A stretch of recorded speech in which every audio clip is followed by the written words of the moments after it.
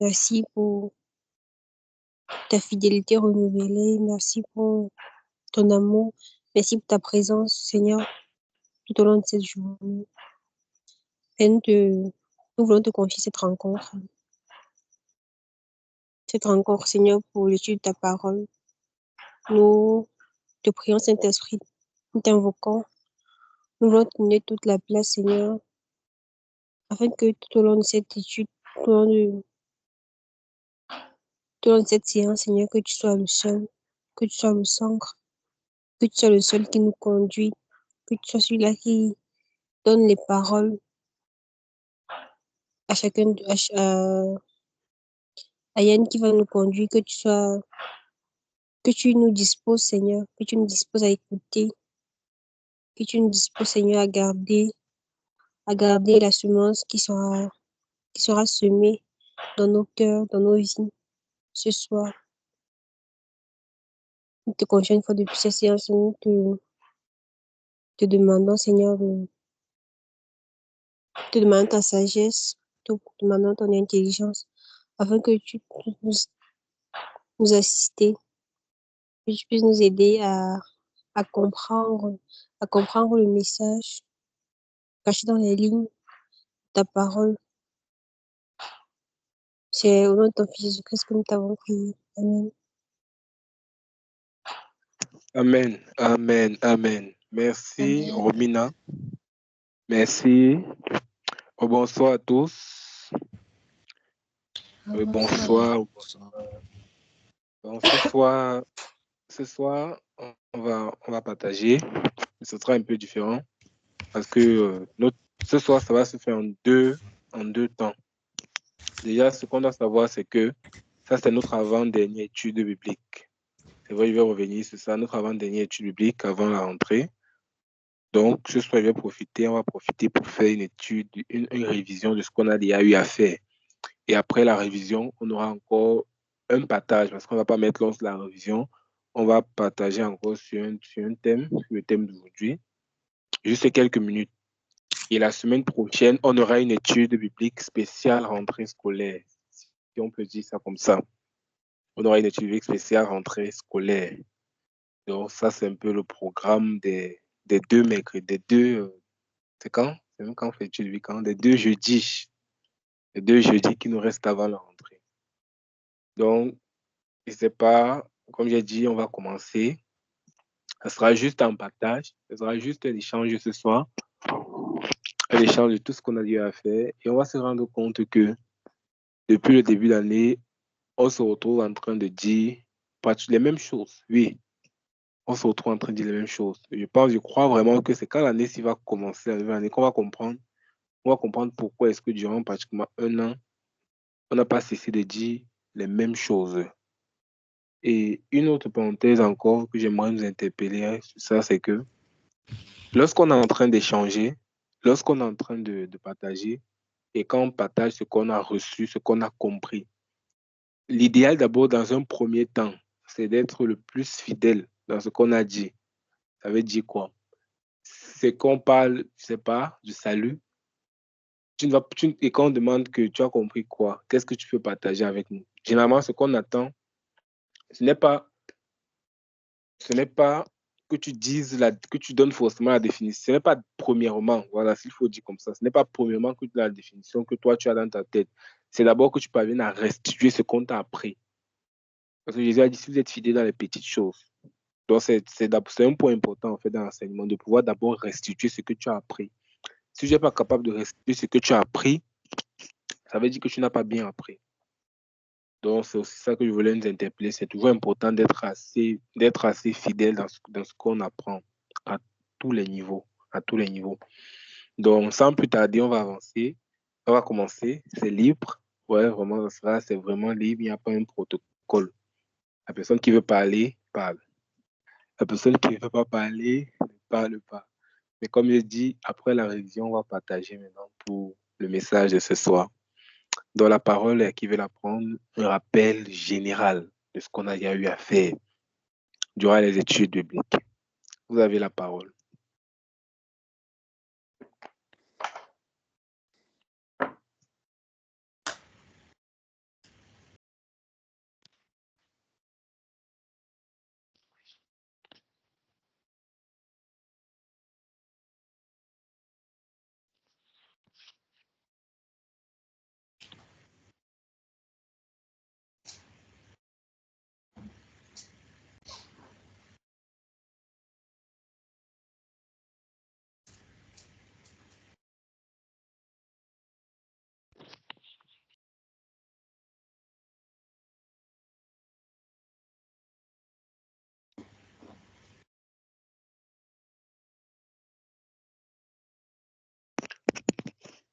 Allô, je suis seul. C'est comme si je suis seul dans la conversation.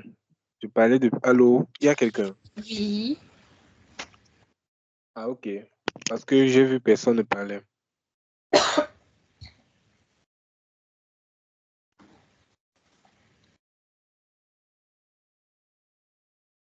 On commence par quoi? Parce que tu veux, maman.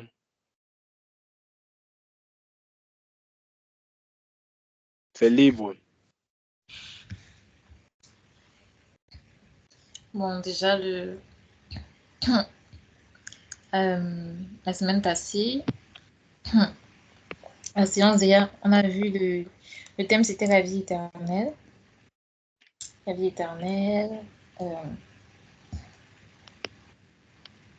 la vie éternelle, la vie qu'on reçoit lorsqu'on accepte Jésus-Christ dans nos vies, la vie éternelle. Donc, on a parlé un peu de la vie éternelle. On a vu que la vie éternelle, elle commence ici sur Terre. Elle commence dès qu'on reçoit Jésus-Christ dans nos vies. Donc, ce n'est pas que vivre au paradis avec Dieu, mais ça commence vraiment ici parce que la parole dit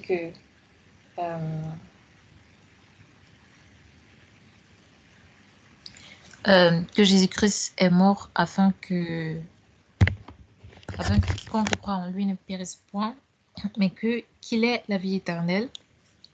Et puis, on dit aussi que la vie éternelle, c'est connaître Dieu. La vie éternelle, c'est connaître Dieu. Et on a vu qu'il ne s'agissait pas d'une relation.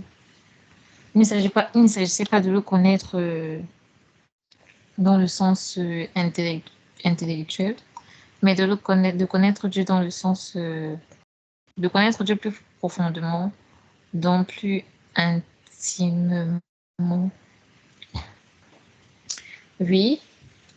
Et on a vu que la vie éternelle, c'était ça le but de l'évangile, le salut, la vie éternelle. Et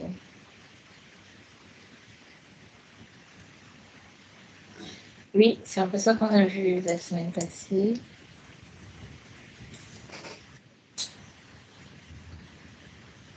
Oui.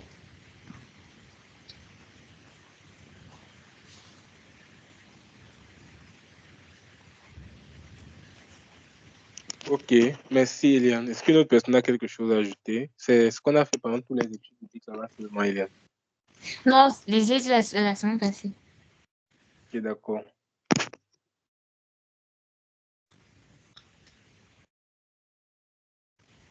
Avant ça, on a parlé du salut. Avant ça, on a parlé de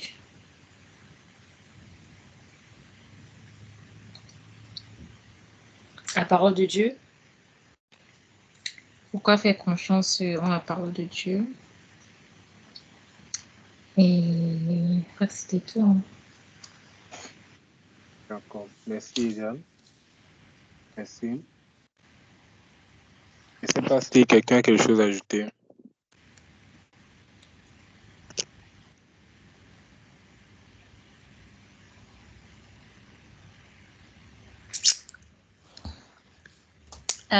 La semaine passée, j'avais une question que j'ai oublié de poser. D'accord, vas-y Eliane. Je crois que tu avais dit un truc comme dans l'Ancien Testament, avant Jésus-Christ, il y avait pas, les gens n'avaient pas le Saint-Esprit. Mhm.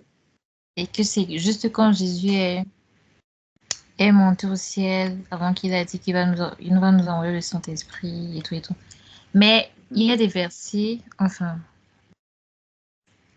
j'ai vu des versets où on disait qu'il y avait des gens qui avaient le Saint-Esprit dans l'Ancien Testament, Mhm. les prophètes et tout ça. Oui. Oui. Donc, oui, j'ai lu qu'ils avaient le Saint-Esprit, mais pas tout le temps. Donc, ils avaient le Saint-Esprit un moment et après le Saint-Esprit Mhm. pas. D'accord. Oui. Donc, Ok. Donc, ta question, c'est par rapport à est-ce que dans l'Ancien Testament, parce que puisque moi, j'ai sûrement dit ce jour que dans l'Ancien Oui. Testament, les gens n'avaient pas le Saint-Esprit. Mais lorsque tu lis ta Bible, tu te rends compte que les gens avaient bien aimé le Saint-Esprit. Oui. Du coup, moi, j'ai dit ce que la Bible n'a pas dit. Ça devient compliqué, n'est-ce pas? Oui. Ok, je vais expliquer. Je ne sais pas si Romina voulait dire quelque chose. Je vois, c'est comme si son micro activé. Bon, Eliane, il faut comprendre déjà que en tant qu'être humain, Dieu a créé l'homme et il a soufflé son esprit en lui. Nous sommes d'accord. Ça veut dire que ce qui nous donne la vie, c'est le souffle de Dieu. Maintenant, ce que tu es en train de dire, lorsque Josué peut-être vient parler à Moïse, il dit, regarde, ces hommes, l'esprit de Dieu est descendu sur eux, ils sont en train de prophétiser. Josué demande à Moïse d'arrêter. Lorsque tu vas voir Saoul, le roi Saoul, l'esprit de Dieu est descendu sur lui. La Bible dit qu'il n'était pas un fils de prophète, mais il s'est mis à prophétiser. Et il y a plusieurs comme ça dans l'Ancien Testament. On dit que l'esprit de Dieu les a saisis. L'esprit de Dieu les a saisis, ils sont mis à prophétiser. Maintenant, ce qu'il faut comprendre, c'est que lorsque tu lisais ces versets-là, il faut lire doucement. Il faut lire doucement parce que cela, ça va te faire comprendre. Il y a 3 dimensions du Saint-Esprit. Je vais expliquer. Il y a 3 dimensions du Saint-Esprit. Il y a le Saint-Esprit en nous. C'est ce qui fait de toi un enfant de Dieu. Ça veut dire là, c'est uniquement pour la nouvelle création. Le Saint-Esprit a été donné en l'homme après sa justification. Et on va voir ça dans le livre de Jean. Et Paul explique, le Saint-Esprit a été donné en l'homme, est venu à vivre en nous. Ça veut dire quoi? Paul dit aux Corinthiens, dans 1 Corinthiens 3, que ne savez-vous pas que votre corps est le temple du Saint-Esprit? Dans l'Ancien Testament, le corps des gens n'était pas le temple du Saint-Esprit. Maintenant, maintenant, peut-être la question, ça peut être, mais comment je dis ça, mais je vois. Maintenant, ça, c'est la première dimension du Saint-Esprit en nous. C'est ce qui fait nous des enfants de Dieu. La deuxième dimension du Saint-Esprit, c'était le Saint-Esprit sur nous. Le Saint-Esprit peut être sur toi sans forcément être en toi. Parce que dans l'Ancien Testament, les hommes n'étaient pas justifiés. Donc, du coup, quand Dieu descendait sur quelqu'un, il le revêtait. C'était un peu comme un habit, comme les militaires portent. C'est pour ça que le Saint-Esprit les saisissait. Ils étaient remplis de la puissance du Saint-Esprit. Mais le Saint-Esprit ne vivait pas en eux. C'est pour ça que tu vois, c'était par moment. Et c'est ce qu'on appelle encore l'onction. Donc, l'onction, en fait, ça ne te donne pas la nature d'enfant de Dieu. Parce que le Saint-Esprit était en eux. Regarde bien, regarde. Si tu lises même ce que Jean-Baptiste a dit, Jésus a dit que parmi tous les prophètes, Jean-Baptiste était le plus grand. Mais il dit, mais dans le royaume, le plus petit est plus grand que Jean-Baptiste. Il dit ça pourquoi? Parce que dans le royaume, le plus petit, c'est quelqu'un qui a le Saint-Esprit en lui. Or, dans l'Ancien Testament, ils avaient le Saint-Esprit sur eux. Donc, tout ce qui faisait les miracles, là, ce n'était pas Dieu en eux qui faisait ça. C'était Dieu sur eux qui faisait ça. Il marchait avec la puissance. Et là, ce que Jean 1, verset 3 dit, qu'il est venu chez les siens et à tous ceux qui l'ont reçu et qui ont cru en son nom. Ça veut dire c'est quand il vient, on le reçoit et on croit en lui qui devient enfant de Dieu. Qu'est-ce qui fait qu'on devient enfant de Dieu? C'est le Saint-Esprit. Donc la deuxième dimension du Saint-Esprit, comme Jésus dit encore dans Luc 4, regarde ce que Jésus dit dans Luc 4, à partir du verset 18, il dit, l'Esprit du Seigneur est sur moi parce qu'il m'a oint. Donc, quand le Saint-Esprit est sur quelqu'un, il lui donne une mission précise. Il avait choisi son peuple. C'est pour ça qu'il avait choisi une catégorie de personnes. C'est pour ça que ce n'était pas tout le monde. Toutes les personnes qui étaient déjà consacrées, qui marchaient déjà avec Dieu. Mais il n'avait pas la nature. C'est pour ça qu'ils n'étaient que des serviteurs de Dieu. Donc, le Saint-Esprit descendait, il était revêtu, il faisait ce qu'ils avaient à faire. D'autres, c'était de façon constante. D'autres, c'était à tout moment. Et là, maintenant, on dit, c'est ce qu'on appelle, oui, l'onction. C'est ça qu'on va souvent dire, c'est l'onction. Tu as l'onction de Dieu, tu as la puissance. Et ça se transfère. Ça veut dire quoi? Maintenant, tu peux rencontrer, je vais dire qui, tu peux rencontrer l'apôtre Ivan Castanou. Peut-être il a un don de guérison. Il prie pour toi, il te transmet ça. Ça veut dire c'est qui est sur lui, il te transmet ça. Mais jamais il ne peut prier, il ne peut prier pour que le Saint-Esprit qui est en lui vienne aussi en toi, que tu deviennes enfant de Dieu. Or, l'onction, ça se transmet. Donc ça, c'est la deuxième dimension du Saint-Esprit. La troisième dimension du Saint-Esprit, c'est le Saint-Esprit avec nous. Jésus dit à ses disciples dans Matthieu 28, quoi, il dit, je serai avec vous tous les jours. Maintenant, dans l'Ancien Testament, eux, ils avaient seulement le Saint-Esprit sur eux et avec eux. C'est pour ça que tu vois un homme comme Élie se lève, il dit qu'il ne va pas pleuvoir pendant 3 ans. Tu vois quelqu'un comme Élisée, ce qu'il faisait. Tu vois quelqu'un comme Moïse, comme quelqu'un Josué, c'était les gars qui étaient remplis, ils étaient revêtus. Là, on parle du revêtement de l'esprit. Maintenant, nous, toi, moi, Romina, nous tous, la nouvelle création, la grâce qu'on a, c'est que le Saint-Esprit n'est pas seulement en nous, mais le Saint-Esprit aussi sur nous, le Saint-Esprit aussi avec nous. Donc, c'est pour ça qu'on dit qu'on est supérieur. C'est pour ça qu'on dit qu'on est supérieur à eux. Parce que le Saint-Esprit avec nous fait de nous des enfants de Dieu. Or, eux ne pouvaient pas avoir cette nature parce que ce qui fait de nous des enfants de Dieu, c'est quoi? C'est l'esprit qui est en nous. Parce qu'on dit quoi? Si quelqu'un est en Christ, il est une nouvelle créature. Eux, ils n'étaient pas de nouvelles créatures. C'est l'esprit de Dieu qui vient à nous, il nous renouvelle. Je ne sais pas si on se comprend en fait. Oui, je comprends. Je comprends ce que tu dis. Mais c'est juste que je pense que j'avais lu un verset qui disait ils avaient l'esprit en eux. C'est pour ça que je me suis posé la question. Peut-être Oui, dans la traduction et tout ça, c'était pas vraiment en eux, mais justement. oui. C'était pas justement. Il faut voir la traduction et le verset. Parce que dans Mhm. l'Ancien Testament, c'est vrai, le français a souvent tendance à mélanger beaucoup de choses. Il y a certains versets que le français va un peu mélanger. Mais les prophètes de l'Ancien Testament avaient le Saint-Esprit en eux. Mhm. Ils avaient le Saint-Esprit, ils marchaient dans la puissance. C'est important de comprendre cette partie, que le Saint-Esprit en toi, c'est toute ta nature qui change. C'est Oui. toute ta nature. Et tu vois, eux, ils étaient toujours des serviteurs. Ils étaient toujours dans le service. Or, nous, tu vois, je vois personne dans l'Ancien Testament, il va s'appeler enfant de Dieu, Mhm. fils de Dieu. L'apôtre Paul va jusqu'à dire, on a reçu un esprit d'adoption qui crie Abba Père. Ils appellent Dieu Père. Or, eux, tu vas voir, ils appelaient toujours Dieu éternel, Mhm. éternel, éternel. Donc, c'est un peu cette nuance-là qu'il faut faire.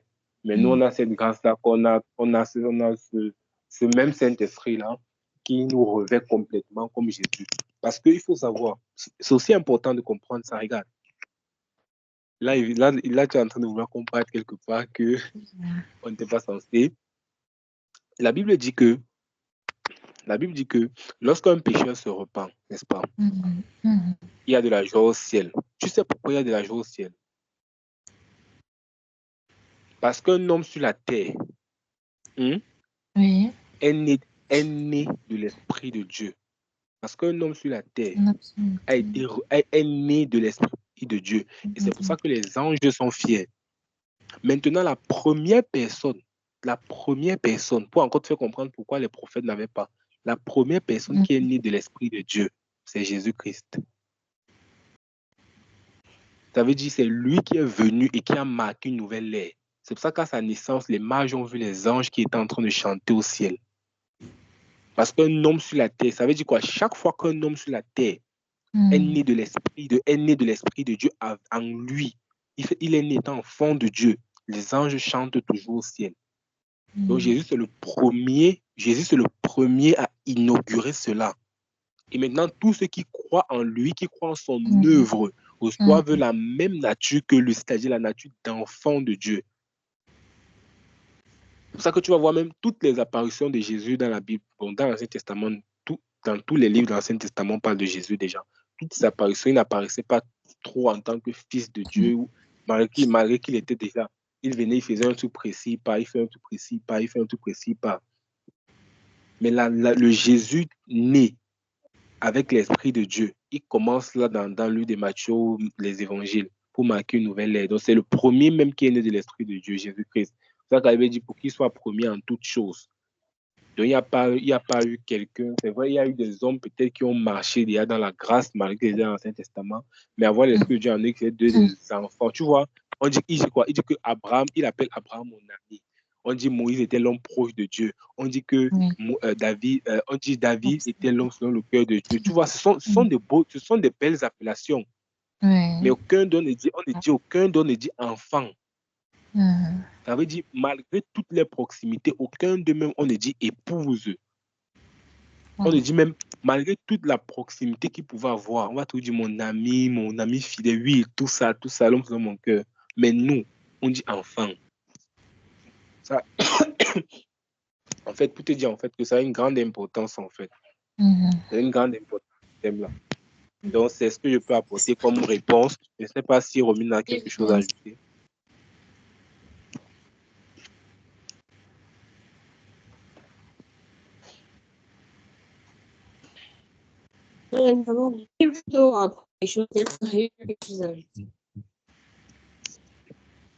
D'accord, d'accord. Donc, on va devoir avancer. On va avancer. Merci pour ta question, Eliane. Donc, comme Eliane a si bien dit, elle a parlé de ce qu'on a eu à voir. Ce qu'on a eu à voir depuis le début du cours. Depuis le début des cours. On a parlé de l'homme. On a parlé de Dieu pendant les études bibliques. Et comme je vous ai dit au début, avant que les études bibliques commencent, c'est que les études bibliques devaient juste être les rappels de ce qu'on a eu à faire pendant les cours. Rien de nouveau. C'est pour ça qu'il n'y a eu rien de nouveau dans les études, parce que le but, c'était juste que nos esprits soient rafraîchis, en fait. Soient constamment avec ce qu'on a déjà eu à faire. Parce que c'est la parole. La Bible dit qu'on est régénéré par la parole vivante et permanente de Dieu. C'est ça qui nous régénère. C'est ça qui nous régénère. C'est ça qu'on est toujours secoué pas les mêmes choses, pas les mêmes choses pour entrer dans une nouvelle saison. On avait vraiment besoin de ça. besoin de ça. Et on rend grâce à Dieu parce que les études bibliques se sont vraiment bien passées. Ceux qui étaient présents, on a bénéficié. Ceux qui n'étaient pas là, il y a les enregistrements et tout et tout. Donc, ces études bibliques, en fait, ou ces cours ont pour objectif de nous préparer, en fait. Ont pour objectif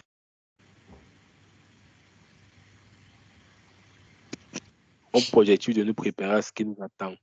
Parce que comme on sait, comme on a expliqué l'année passée avant que les cours ne commencent, c'est que chacun d'entre nous ici à Divine Arsenal est appelé demain à avoir sa classe. Chacun à Divine Arsenal est appelé à être responsable. Chacun est appelé à avoir une tâche bien précise dans l'œuvre de Dieu. Et ça va passer par ces choses-là. Ça va passer par la compréhension de ces choses. Parce qu'on ne peut pas expliquer, quelque chose qu'on ne connaît pas.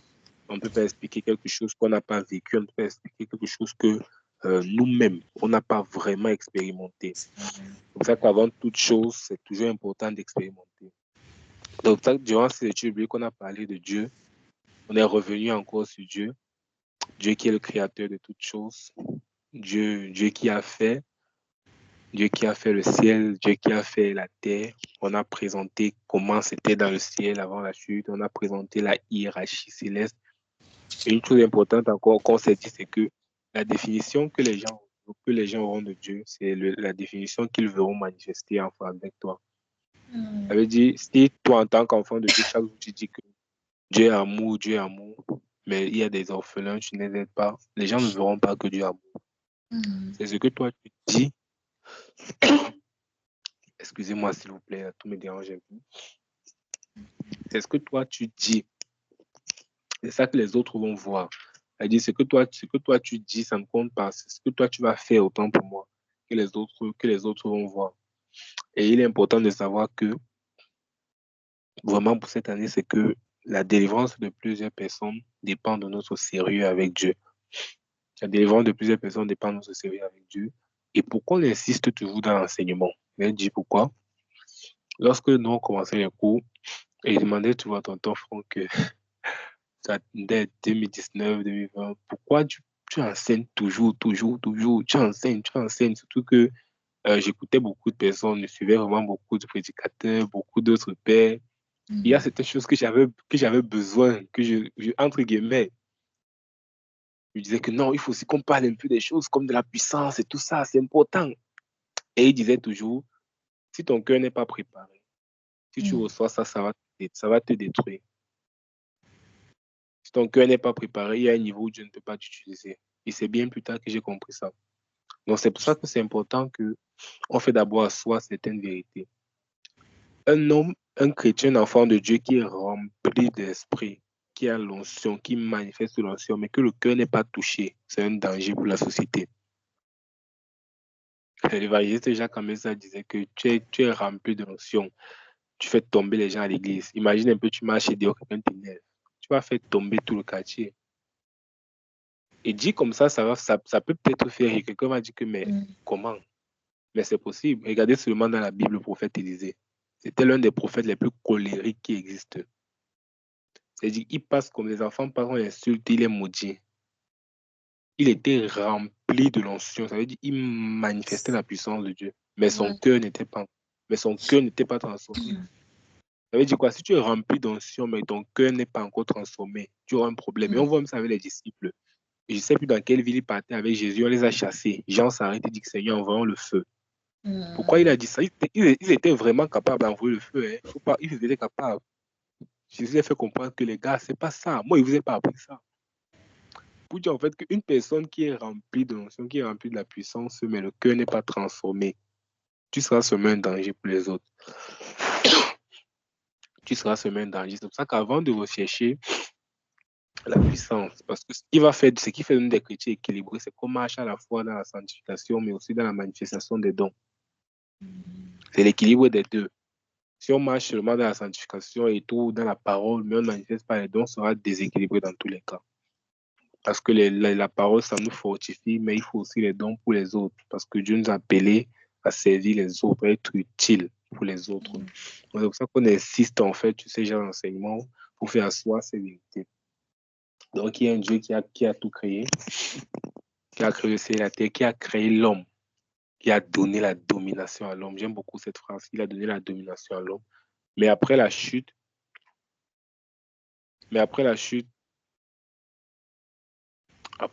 de l'homme, l'homme a perdu. L'homme a donné ça au diable. L'homme a donné la terre au diable. Et plusieurs personnes, même dans le monde, se demandent pourquoi Dieu n'a pas agi. Pourquoi Dieu n'est pas venu empêcher. Pourquoi il n'a pas réagi. Mais quand on dit aux gens qui ne pouvaient pas, plusieurs personnes sont étonnées. Mais Dieu est le créateur. Dieu est le créateur. Non, Dieu est le créateur, mais il a créé l'homme libre. Et il ne peut pas entrer dans ce que l'homme ne l'a pas invité. Il ne peut pas. Et en plus, Dieu n'a pas forcé, le diable n'a pas forcé l'homme à manger. Il n'a pas forcé la femme à manger. Donc, Dieu avait déjà donné sa parole. Le diable aussi est venu dire sa part. L'homme était libre de faire ce qu'il voulait. Il était libre de faire ce qu'il voulait. Mais quand l'homme a péché, Dieu pouvait seulement venir dire, je viens, je te sauve. Je viens, j'arrête ça. Mais la même manière que c'est un homme qui a amené le péché dans le monde, il fallait que ce soit un homme qui récupère le pouvoir. C'est un homme qui a donné le pouvoir au diable. Et Dieu ne pouvait pas venir arracher le pouvoir au diable, non. Parce que ce n'est pas lui qui a donné. S'il arrachait, ça veut dire qu'il est illégal. Donc, comme c'est un homme qui a fait ça, il fallait que ce soit un homme qui vienne résoudre le problème qu'un homme a causé. C'est pour ça que Jésus-Christ vient. Donc, avant Jésus-Christ, chacun d'entre nous, on était perdus. Chacun d'entre nous, tous les hommes, on était perdus. On était égarés. On n'avait pas de but. On n'avait pas de but sur la terre. On ne connaissait même pas Dieu. Chacun vivait comme il voulait, selon ses plaisirs, selon l'amour qu'il avait pour les choses de ce monde. On ne connaissait pas. On ne se souciait même pas de l'éternité. Non. On était des pécheurs. On ne connaissait pas Dieu. On partait peut-être à l'église, mais on ne connaissait pas. On se disait, non, je ne vais pas dire à l'église, c'est suffisant. Non. On était neutre. Pourtant, avec Dieu, il n'y a pas de neutre. Soit on est avec lui, soit on est totalement avec lui. Et un jour, on est passé par la croix. Le plus beau jour de notre vie, notre plus belle rencontre. Celui-là qui nous a transformés, lorsqu'on l'a découvert, lorsqu'on a commencé à ouvrir la relation avec lui, on est passé par la croix de Jésus. Ça n'a pas tout été facile, peut-être, c'est vrai. Mais à partir de là, les choses ont commencé à être différentes.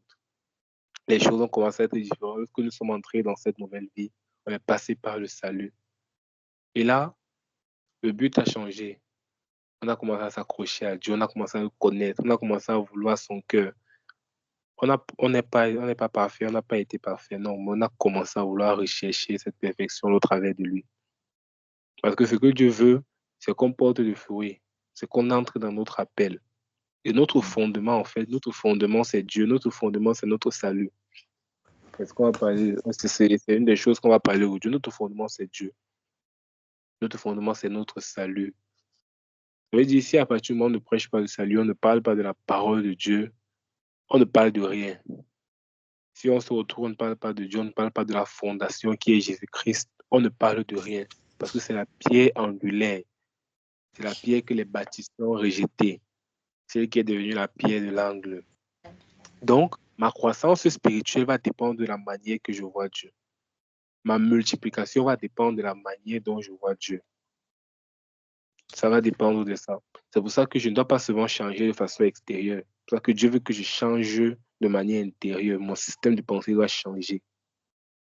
Pour que j'ai une relation bonne avec lui, mon système de pensée, ma façon de voir, ma façon de comprendre va changer. Je dois être conscient de mes choix, qu'il y a une personne qui doit toujours m'orienter pour être agréable au Père, pour être utile entre les mains du Père.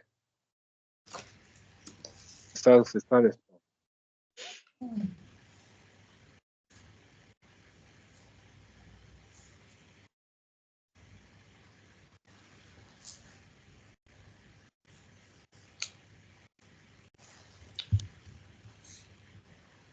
Connexion. Alors,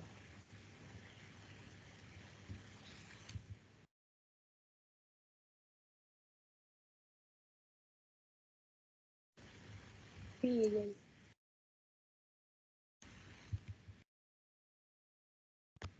on n'entend plus.